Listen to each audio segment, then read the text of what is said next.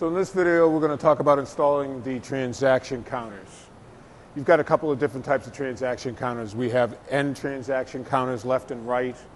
Right obviously goes with a right return, has an end panel.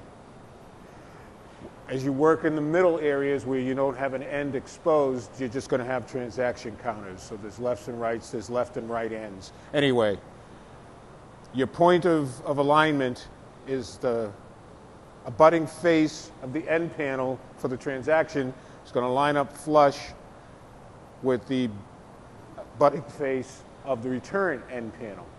Okay, once I've got these in a nice place, have a nice line up at the other end, quick grips.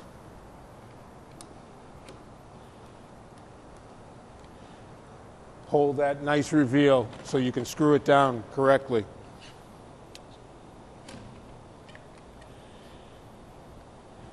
As far as hardware, get a couple of white L brackets as opposed to the black ones we've been using so far. And they're going to go right in on the return end panel to hold down this end of the transaction counter.